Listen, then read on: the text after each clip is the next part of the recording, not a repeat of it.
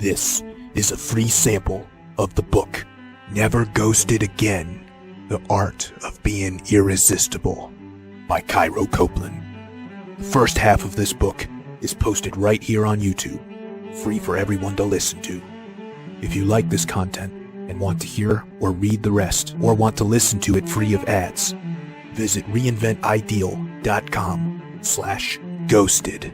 The book is available on Kindle, paperback, and Audible at reinventideal.com/ghosted. Chapter 6. The 4 Female Archetypes. Moving on to the women you really want, the ones that are right around your age or younger. We must give you a primer on how each one acts and reacts, what to expect and possibly predict, and how you can adapt to their personalities. This is not a cumulative list of all women, as you saw in the section on online dating. There are some women you don't even want to consider. On that note, a very important point needs to be made here. You should only be seeking the top 10% of women. While the art of being irresistible sounds like a magic formula that will make all women want you, this is not a realistic possibility. Searching for acceptance from everyone will make you invisible to everyone. But consequently, mastering the ability to be appealing to the top 10% of women will make you appealing to most of the others as well. What is meant by the top 10% is merely that these are the most physically attractive ones. Sure, you want the one you end up with to be able to offer more than just eye candy, but the beauty of their personality is not as obviously advertised as the beauty of their exterior. You're using their outer beauty only as a hint of where to start looking, not the sign of where to stop. As you may have already seen, sometimes even the most physically attractive have beauty that is merely skin deep. This section will analyze the good, the bad, and the ugly, but only ugly on the inside. You will find that among this top 10%, the women fall into 4 categories. They are the immediate rejecter, the party girl, the attention-seeking manipulator, and the relationship seeker. This is not to render judgments on any one of these 4 as far as their value as a human goes, but merely to analyze their personalities for the point of knowing what to expect from them. The immediate rejecter. You've ran into this one before. This woman is absolutely beautiful to the point where you feel deeply compelled to tell her that, but she immediately brushes you off. Perhaps she doesn't even acknowledge your gesture or existence. You gather the courage to just say hi, and she says nothing back. Or you do more, and even throw out a sincere compliment, but she shuts you down from the start. I'm not interested. No thank you. I have a boyfriend. I'm a lesbian. Fuck off. The reject lines come in all flavors and different levels of callousness. This rejection can be damaging to the confidence of a guy, and is often the reason many guys don't have any. If this type of woman didn't exist, you'd have no problem approaching and going after the women you were most attracted to. It is the existence of this woman that has made you afraid of them, not just her rejection, but also being seen by others as it is dished out. Here's the tricky part. Be thankful that this woman exists. A tremendous debt is owed to her. Why, you may ask? She just hurt you deep inside and is ruining this experience pursuing the women you want. How could you ever thank such a bitch? There are 3 reasons to. 1. She was upfront and honest with you about it. There are many women who would do much worse than immediately reject. They would give you a fake phone number, or agree to a date only to flake on it, or give you a chance when she's not really interested, only to ghost on you later, leaving you feeling worse and further confused. Or perhaps they'll manipulate you with the possibility of sex in order to get material things from you, like free meals and fancy dates. But this woman hit you with the truth right away, saving your time, monetary investment, and emotional grief. 2. It is because of this woman that few men even make an attempt with the top 10% of women. And that's a good thing, because your competition for such a small percentage is greatly reduced. You never know if a woman you approach is an immediate rejecter or one of the other types, so you take a risk each time. The fact that you're willing to take such a risk makes you stand out not just to her, but to all women. Most guys will not do what you're doing because of her. And the fact that you did it anyway makes you much different and far more desirable. And 3, when you wind up with another woman from the top 10%, it is because of this woman's existence that other men respect you more. They know how hard it is to get a quality woman from that small percentage because they've received her rejection. If these women never rejected men, would they be all that desirable and the men with them that enviable? Any man can watch beautiful women in porn, but the fact that he can watch it does not win him the respect of other men, because anyone can do it. But the man that can make beautiful porn star women fall head over heels for him, that is the man that other men will certainly respect. Therefore, do not be angry at these women when they reject you. Be polite and understanding, but above all, be thankful for them. They make the one you do end up with that much more valuable. They make the interaction you have with the one that is open to you much more pleasant and satisfying. If it were easy, everyone would do it, and thus no one would be irresistible. The party girl.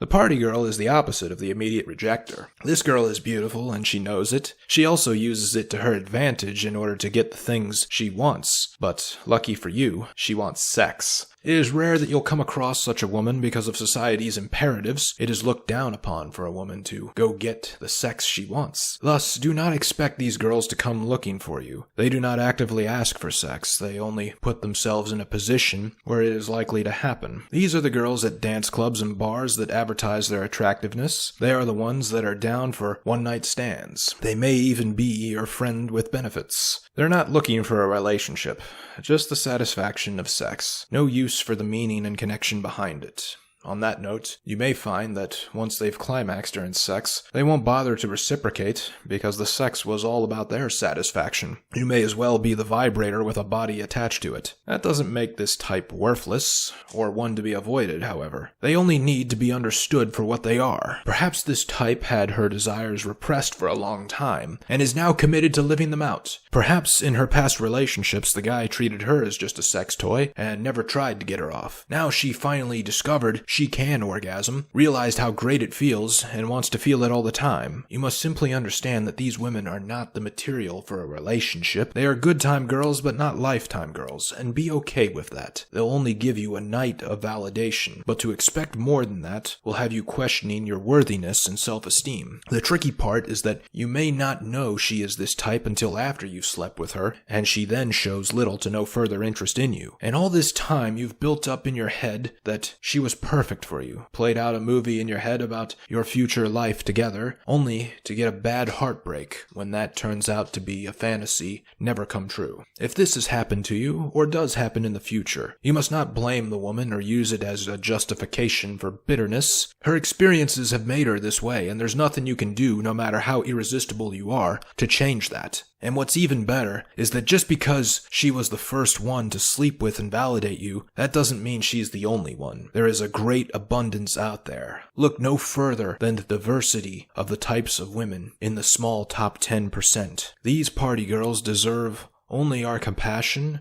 A lesser man will use her for his pleasure and toss her out like a used condom, but the irresistible man will treat her no differently than he would a woman he could have more with, while understanding that he won't. This difference of having respect for her as a human is enough to make you memorable to her, which may come in handy later should she ever decide to change her ways. The attention-seeking manipulator. If there is one woman in the top 10% that needs to be avoided, it is this one for sure. This woman is also beautiful and knows it, also uses it to her advantage to get what she wants, but sex isn't at the top of that list. She wants things that are material, like free meals and entertainment, and things that are immaterial, like attention and admiration. This is the woman that will manipulate you with the possibility of sex to get it. She will waste your time, money, and energy, as that possibility will never become a reality. They learned early on in life that the way they look allows them to get what they want, more so than the average person. They know they can get random help from a complete stranger, be invited to the best parties, and never have to eat alone, let alone pay for the meal. She took the message of the princess role models quite literally. The idea behind their actions is that if they can get you to believe that there is a possibility of something more with them, or that one day you'll get your wish and get to sleep with them, they can make you do anything they want in the meantime. This can go on just during the initial phases of your relationship with them. Some may keep it within a temporary time frame, but others will have this go on indefinitely. Meanwhile, they have you take them to dinner and pay for it, have long phone conversations listening to their problems, and keep her company doing things you really don't want to do.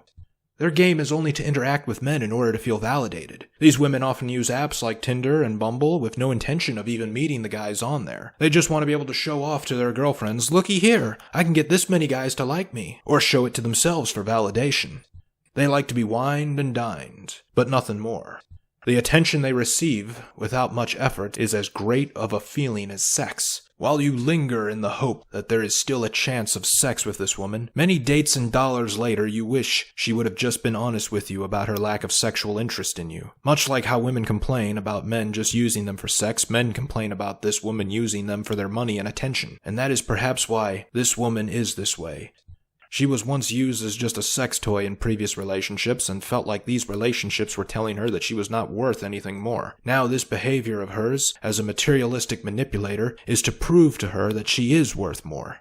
Again, we must not respond to this woman with anger and resentment. While she misled you, it wasn't like you signed a contract with her that after a certain number of dates, you'd have enough sex credits to get it from her. If the possibility of sex is what allowed her to manipulate you, then you must ask yourself if that was all you really wanted from her. Or a better question to ask when deciding which woman you want is, do I want her to really be with her, or do I just want to be seen with her?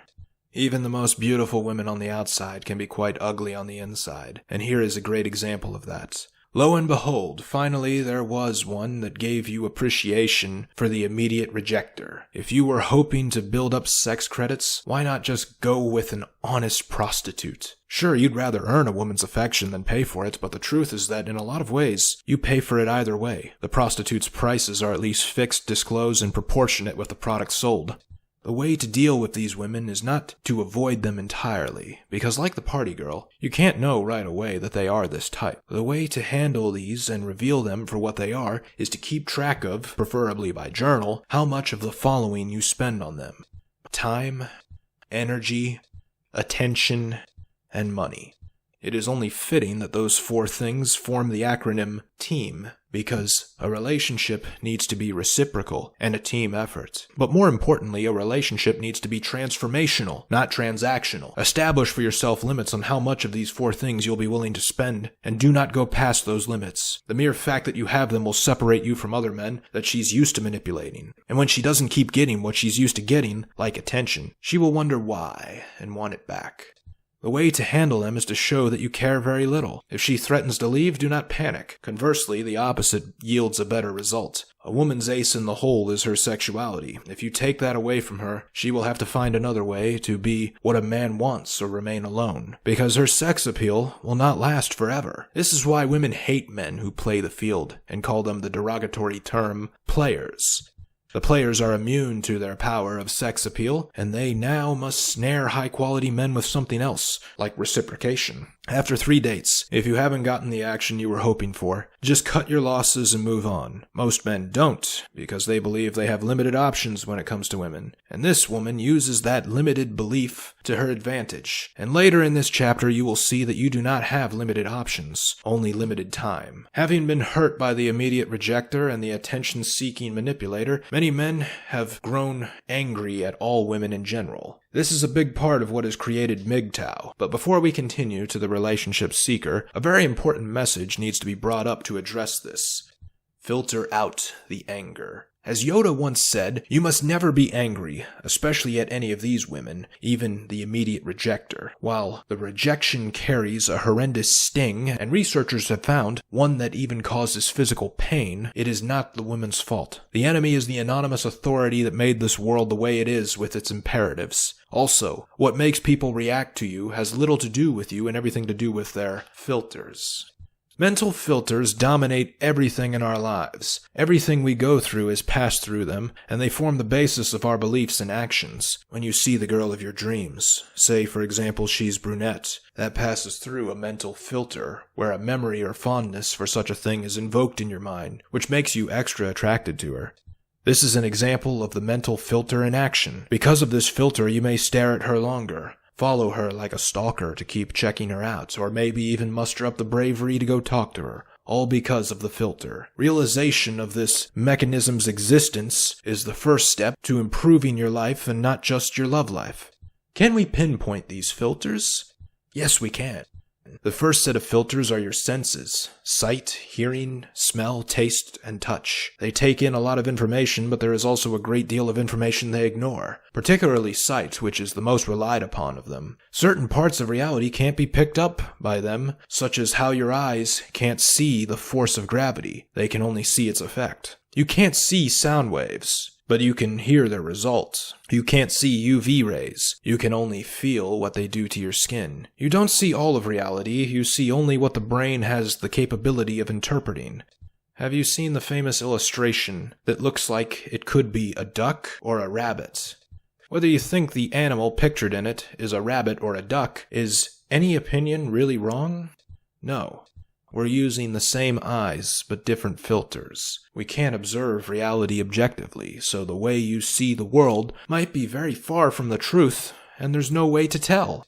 The next set of filters come from your experiences. If you've placed your hand on a hot burner, you've learned to never do that again. That experience is driven largely by sense, but other experience filters come not from senses, but sheer memory of events. Like if you ever loaned money to a friend only to have them not repay you, in which case you've learned never to loan money to them, and every request they make for another fails to pass through that filter successfully.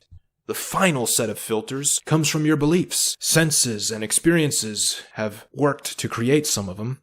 All believe the sky is blue because when we look at it, blue is often what you see. And you don't believe your friend is creditworthy because of past experience. Every behavior was born out of a belief, and every belief is the source of a specific behavior. And these behaviors born out of the beliefs continue to reinforce these beliefs. The beliefs dictate the decision of whether to entertain or dismiss a certain thought. Emotions, values, ambitions, plans, and expectations are all the result of the filters at work. This forms the map used for your life, which isn't an actual terrain. All maps have some inaccuracy because the world is not flat. In the same way, everyone has their own map of the world, which has its own inherent inaccuracy. So when women anger you, what you must remember is that it isn't you they are rejecting, pissing on, or throwing away. It is just their filters at work. For example, if a girl had an alcoholic for a father who abused her verbally and physically, but you approach her with a beer logo on your hat or even holding a beer, she may reject you just for that. This isn't something to get angry at her for, she's just doing what her map makes her do. Or perhaps her last boyfriend cheated on her, which has caused her to create a new filter that all guys are not to be trusted. It's not an attack on you when she rejects you. It's only a misguided map that you don't have the power to change. There are 2 moves you must make. Keep moving on. Forget about the rejecter, because somewhere out there is a girl whose map is more favorable to you. And 2, examine your own map now that you're aware of it, and crumple it up. Just as you don't like how the maps of others leads them to ignore and reject you, don't allow yours to make people feel bad about themselves in the same way. Live your life instead by the suggestions of a compass, rather than the dictations of a map. Think about how much energy is lost over pointless arguments that no side will win because their maps are so different. Don't let this happen to you, and don't let your map or theirs push you into anger. Now, finally to the last female archetype, and the one that you really want to set your sights on. The relationship seeker. This one is the toughest nut to crack, but well worth the effort. The immediate rejecter is a hard no. The party girl is a sure thing, but only for tonight. The attention-seeking manipulator is a long, delayed, and drawn-out no. But the relationship seeker is a long, delayed, and drawn-out possibly yes, possibly no. This woman is beautiful and knows it, like the rest, but that doesn't mean she'll use it as a tool to get what she wants. Instead of her beauty causing her to wield it as a sword like the manipulator, it causes her to raise her shields. This woman has had the unpleasant experience and revelation when she told an unfunny joke and all the guys listening laughed their asses off. Her fear is to go through life without anyone ever seeing her for who she really is, behind the beauty. She's monogamous, or at least has great respect for it, and hopes that kind of loyalty can be shown toward her. So anything sexual is something she'll only engage in when it's in the context of a committed relationship or marriage. But inside the soul of this woman there is a battle raging between the wholesome girl society's imperatives have forced her to become, and the sexual being that she truly is deep down inside, as hard-coded by her biology.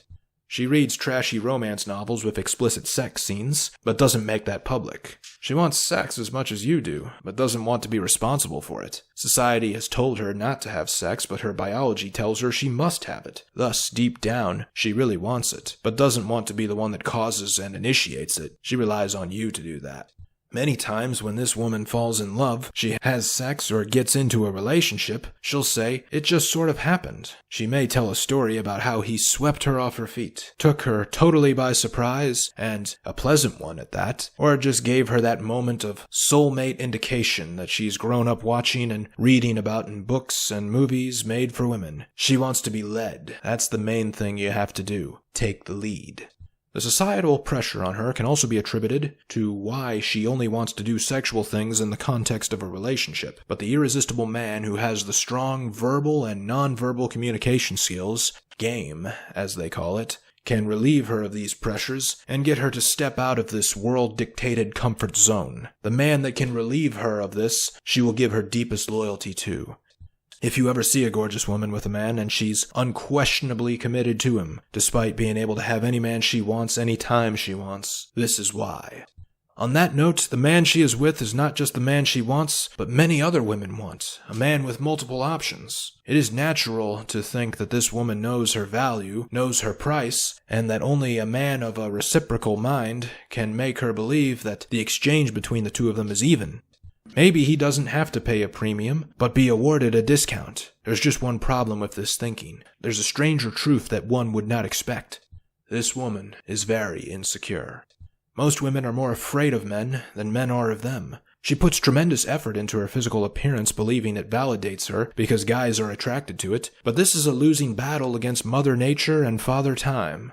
Anything about her physical appearance will slowly dissipate as the clock turns. Her beauty, and all done to enhance it and highlight it, is only a shortcut she takes in hopes of attracting the most high-quality man. So don't let this overpower you. Another thing this woman believes is that her personality validates her, as it should, but she takes shortcuts with this one too. You may have noticed a lot of women adopting cute personas. They emphasize a love of Disney characters, like being treated as and called princess, go crazy over cute animals, and have mastered a girly giggle. The hope is that this cuteness will be something that the high-quality man grows fond of, and will stay with her for it even as she ages past her beauty years. Don't let this overpower you either. Overall, they fear being judged, so they adopt the shortcuts of appearance and personas. Thus, there is no reason to ever fear approaching such a woman. And where do you find such a woman? There are a few places that the author knows of for sure, but none of them are dating sites or apps. These women can be found at the beach. You've seen them there, no doubt. They're not self-conscious about their bodies, like many women who are uncomfortable in bikinis. These women wear them with pride. Even better, they may be surfer girls or lifeguards. If you ever see one of these, do not hesitate to go talk to them. Take away the beach and the ocean, and what do you see? A woman flaunting her beauty and sex appeal in a way that says, "Notice me." She wouldn't do this if she didn't want to be noticed. And why would she want to be noticed if not for attracting a high-quality man? These women can also be found on the dance floor, but not at those nightclubs where the music blares so loud you can't hear yourself think, let alone talk, but rather social dance clubs for salsa, bachata, cha-cha, and swing. In these dances, the women often play the role of the follow, while the man takes the lead. This is explicit evidence of a woman that wants to be led, so take it. Take away the music and the setting of the dance floor, and what do you see? What does it look like the man and the woman dancing are doing? It looks quite a lot like a sex act, but she participates in it gleefully, not recoiling in disgust like she's being unwantedly groped. Far from it. She looks like she's enjoying it as much as sex. Look at the smile on her face after she's been spun. It's almost as if she were just given the most intense orgasm of her life. These women can be found in yoga classes where each pose and move is an expression of her femininity. How often have you seen an unattractive woman do yoga? Just having the flexibility to do most of the moves requires great physical condition, and the mindfulness they learn in these classes creates a sweet personality that wants things to be harmonious, one of the feminine mindsets that men are attracted to. Take away the yoga mats and meditation music, what do you see? Women in tight pants, posing in a way that says, I'm a peaceful person that feels for others and cares for myself, and oh yeah, check out my ass. Great thing about all three of these, there are low barriers to entry. Any guy can learn to dance, sign up for yoga class, and go to the beach. But to be an irresistible man, that requires more. But now that you know what you're looking for and where to find it, let's show you how to get it.